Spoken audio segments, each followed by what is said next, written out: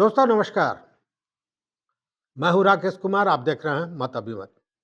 मित्रों, शिक्षा विभाग और राजभवन की तल्खी के बारे में आप जानते हैं।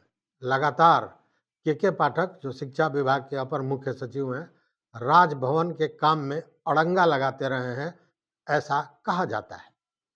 चूंकि कई ऐसे विषय थे जिस पर उन्होंने कुलाधिपति को किनारा करते हुए डायरेक्ट कार्रवाई कर दी थी, जबकि कुलपति के या विश्वविद्यालयों के कुलाधिपति माननीय महामहिम राज्यपाल होते हैं। इसको लेकर दोनों में तल्खी थी। लेकिन इधर शनिवार को जो एक बैठक के पाठक ने बुलाई थी, जिसमें सभी विश्वविद्यालय के कुलपति, कुलसचिव और परीक्षा नियंत्रकों को बुलाया गया था, उसमें वो लोग नहीं आए थे। नहीं आने का कारण ये था, बताया गया था कि चूंकि कुलाधिपति द्वारा शिक्षा विभाग के बैठकों में जाने की सहमति नहीं दी गई है। अब इस पर आग बबूला हुए के पाठक, और उन्होंने क्या किया कि सभी कुलपति, कुलसचिव और परीक्षा नियंत्रकों का वेतन तो बंद कर ही दिया, साथ में उन पर एफआईआर के लिए भी लिख दिया। इतना ही नहीं, विश्वविद्यालय के जो बैंक अकाउंट्स थे उनको भी फ्रीज कर दिया। और इसके बाद कुलाधिपति आपे से बाहर हुए। उन्होंने डायरेक्ट फ़ोन किया मुख्य सचिव को, कार्रवाई करने की बात कही। विश्वविद्यालयों का जो खाता फ्रीज था, उसको लेकर कुलाधिपति के यहाँ से बैंकों को सूचित किया गया कि खाता फ्रीज नहीं करना है, वो यथावत जारी रहेगा, चालू रहेगा। लेकिन बैंक भी इसमें कहीं न कहीं फंस गया था कि किसकी बात माने, किसकी बात ना माने, और इस आधार पर उसने बैंकों ने कुलाधिपति की बात नहीं मानी, चूंकि पहले ही वो फ्रीज कर चुके थे बैंक को। अब इसको लेकर विश्वविद्यालय का सारा कारोबार ठप पड़ गया था। लेकिन हुआ क्या, ये समझिए कि एकाएक कल ये बात आई कि 9 तारीख को, मतलब आज 7 तारीख है, 9 तारीख को एक बैठक शिक्षा विभाग द्वारा बुलाई गई है, जिसमें परीक्षा में जो विलम्ब है, पठन पाठन में जो परेशानियां हैं, क्लास को लेकर, शिक्षकों को लेकर एक बैठक बुलाई गई है, जिसमें सभी विश्वविद्यालय के कुलपति, कुलसचिव और परीक्षा नियंत्रक शामिल होंगे। यह तब किया गया जब इसके पूर्व के बैठक में कोई भी शामिल नहीं हुआ था, और उसको लेकर शनिवार की बैठक को स्थगित करना पड़ा था शिक्षा विभाग को। लेकिन फिर 9 तारीख को बैठक हो रही है। अलबत्ता इसमें आश्चर्यजनक मामला यह है कि इतनी तल्खी के बाद, जहां एक तरफ महामहिम ने पिछली बार बैठक में जाने से रोक दिया था विश्वविद्यालय के पदाधिकारियों को, इस बार उनके तरफ से भी सहमति दे दी गई है, जो जानकारियां मिल रही है। मतलब कि कहीं न कहीं राजभवन को के पाठक के सामने झुकना पड़ा है। अब एक दूसरा पक्ष भी है। चूंकि के पाठक ने वेतन बंद करने का या बैंक अकाउंट फ्रीज करने का और एफआईआर करने का जो आदेश दिया था, उसको वापस ले लिया है। तो एक तरफ ये भी कहा जा सकता है कि के पाठक बैकफुट पे आ गए हैं। लेकिन मामला जो भी हो, कहीं ना कहीं एक समझौते का की स्थिति दिख रही है।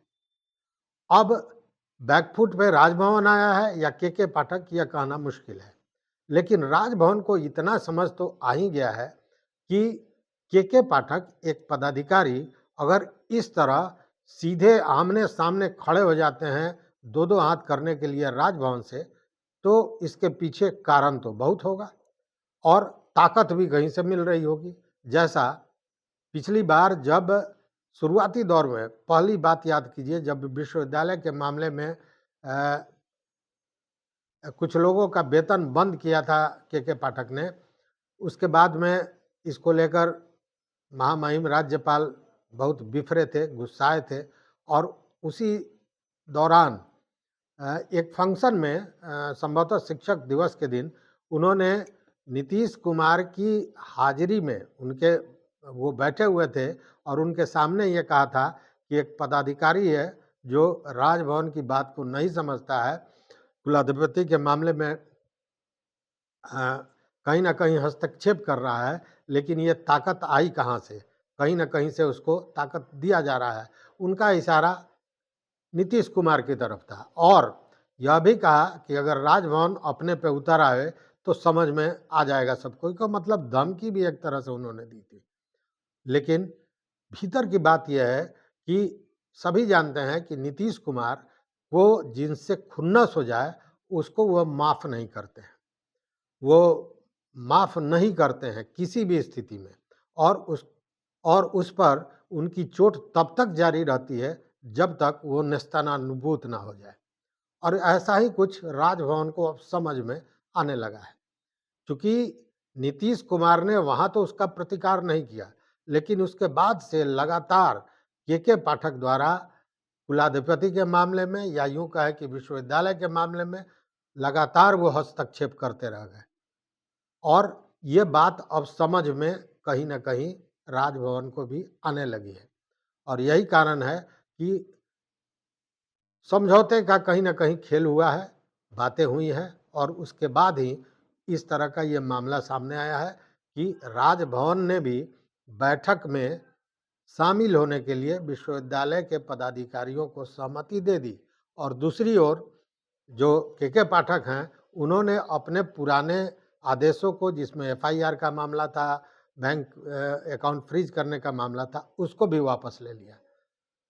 खैर, बैकफुट पे जो आया हो, इस पचड़े में नहीं पड़ना है, लेकिन इससे इतना लाभ तो ज़रूर है कि जो वित्तीय व्यवस्था के कारण चरमरा रहा था विश्वविद्यालयों की व्यवस्था, वो फिर सुचारू हो जाएगी।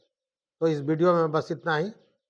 चैनल पर नए हो तो निश्चित रूप से सब्सक्राइब कीजिए, लाइक कीजिए, शेयर कीजिए।